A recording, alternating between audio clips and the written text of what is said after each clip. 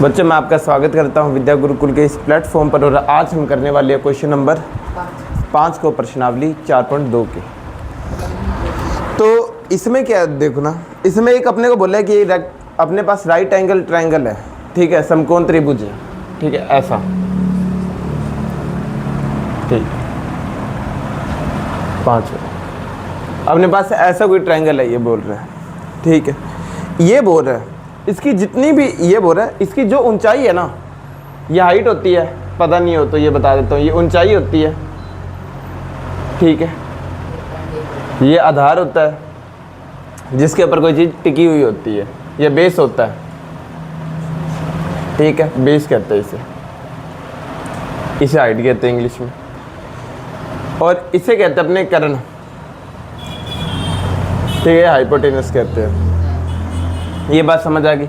अब ये याद रखना, इसने क्या बोला है, इसका जितना भी आधार है या बेस है, ऊंचाई उससे 7 कम है, यानी अगर इसका आधार, क्योंकि दे नहीं रखा तो मानोगे दोनों को, यानी इसका आधार अगर x है, कितना है, x है, तो ये है उससे 7 कम, यानी ये कितना रहा होगा, ऊंचाई कितनी रही होगी, x - 7 रही होगी। ये बात समझ आ गई।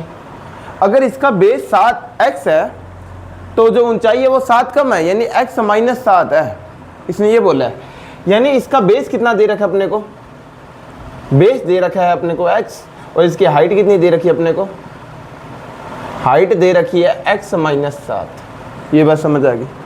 और इसका हाइपोटेनस अपने को क्वेश्चन में दे रखा है, हाइपोटेनस कितना दे रखा है, 13 दे रखा है। ये बात समझ आ गई। तो अब ये बोल रहा है कि मुझे ये बताओ कि असल में आधार कितना है और ऊंचाई है कितनी, क्योंकि ये तो अपने को दे दी 13, ठीक है। तो वैसे तो सब जानते हैं कि भाई अगर तुमने पाइथागोरस वाले ट्रिपलेट याद किए हो, ट्रिपलेट होते हैं कि 4, 3 और 5 का एक ट्रिपलेट होता है, एक 5, 12 और 13 का भी होता है, और तुम ध्यान से देखते हो तो 5 और 12 में 7 का अंतर, यानी ये कितना है 12 है और ये कितना है 7 का, यानी 5 है, यानी आंसर तुम्हें पहले से पता है कि एक 5 आने वाला और एक 12 आने वाला है, ठीक। अब ये आना चाहिए तुम्हारे।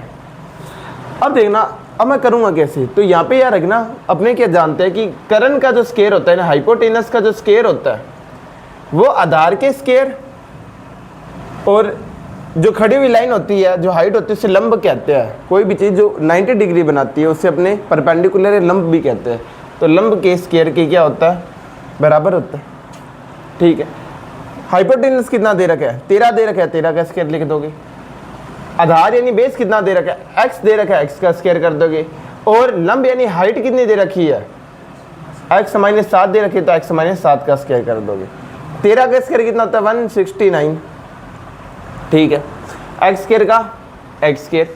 अब इसे खोलोगे, मैंने तुम्हें बोला था कि a - b का स्क्वायर कितना होता है, तो ये स्क्वायर है, ये पहले a के ऊपर जाएगा तो a का स्क्वायर करोगे, फिर b है तो b का स्क्वायर करोगे, और फिर दोनों को 2 के साथ लिख दोगे, क्योंकि माइनस है तो बीच में माइनस लगा दोगे। तो x का स्क्वायर करो, पहले x का स्क्वायर हो गया, फिर 7 का स्क्वायर करोगे तो 49 हो जाएगा, फिर दोनों को 2 के साथ में गुना में करना है, तो 2 × x × 7 ही आ जाएगा। इसे उल्टा करके थोड़ा सा लिख देते हैं, ठीक है।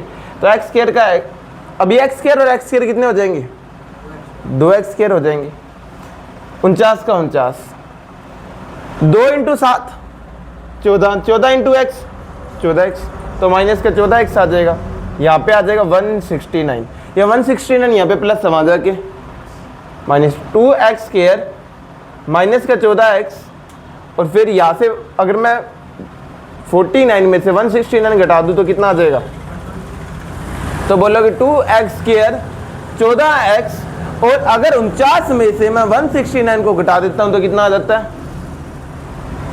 क्या 120 आ जाता है, आ जाएगा इतना। अब देखो, क्या इस पूरी में मैं 2 का भाग लगा सकता हूँ, तो तुमने देखा यहाँ पे ये भी 2 के पहाड़े में आता है, ये भी 2 के पहाड़े में आता है, और ये भी 2 के पहाड़े में आता है, तो 2 का भाग लगा दो, तो x स्क्वायर का x स्क्वायर, अगर दिख नहीं रहा तो यहाँ पे लिख लेते हैं इसे, ठीक है। x स्क्वायर का x स्क्वायर, यहाँ पे 2 का भाग लगाओगे तो 7x, और यहाँ पे 2 का भाग लगाने का मतलब किसी भी चीज़ का आधा करना, तो 120 में 2 का भाग लो, यानी इसका आधा करो तो कितना आ जाएगा 60 आ जाएगा। तो अब बताना कौन से ऐसे नंबर है जिनका गुना तो 60 हो, क्योंकि अब देखो एक्स स्क्वायर के साथ 1 है और सबसे अकेला कौन 60 है, तो इन दोनों का गुना कर दो, कितना आ जाएगा माइनस का 60।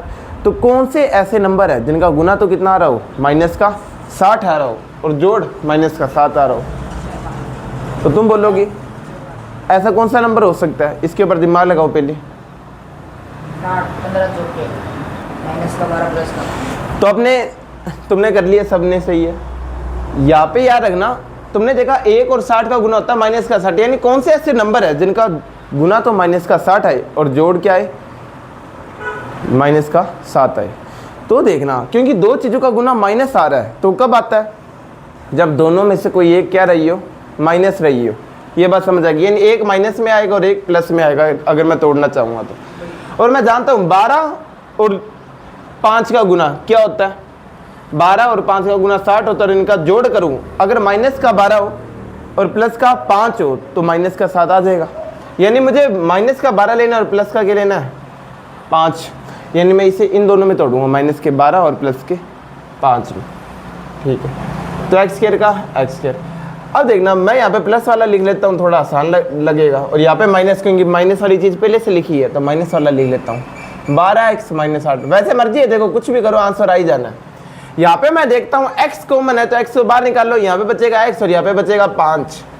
यहाँ पे मैंने देखा कि यार मुझे x को अकेला करना है और प्लस में होना चाहिए, लेकिन यहाँ पे x अकेला नहीं है और प्लस में नहीं है, x के साथ 12 और वो भी माइनस का, तो माइनस के 12 को बाहर निकाल लो, यहाँ बचेगा x और यहाँ बचेगा 5 बराबर में 0।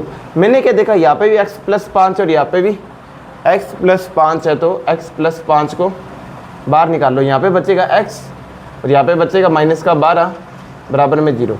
दो चीज़ों का गुना 0 कब आता है, जब दोनों में से कोई एक 0 रही हो। ठीक है, तो यानी x प्लस 5 0 है, नहीं तो क्या, या x माइनस 12 0 है, दोनों में से कोई एक 0 है। अगर ये चीज़ 0 होती तो ये प्लस 5 है, वहाँ जाके माइनस 5, तो x कितना आता माइनस का 5 आता। और अगर ये चीज़ 0 होती, तो क्या होता माइनस 12, यहाँ जाएगा कितना हो जाएगा प्लस 12।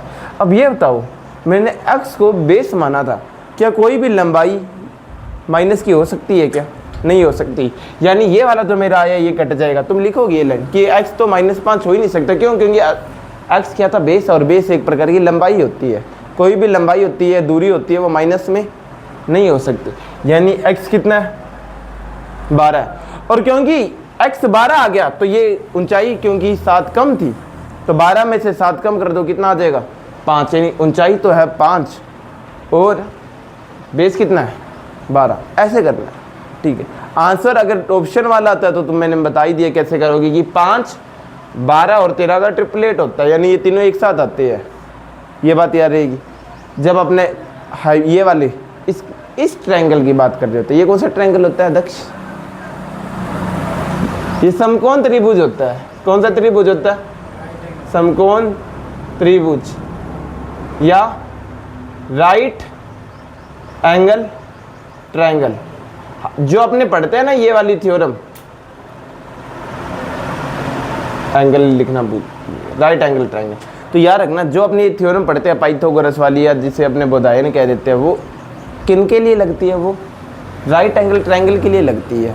ठीक है, क्योंकि इसमें ही क्या होता है, इसमें ही परपेंडिकुलर होता है, इसमें हाइपोटेनस होता है और इसमें ही बेस होता है ना, कर्ण, लंब और आधार इसमें होता है, इसलिए ये थ्योरम इसके लिए बनी है।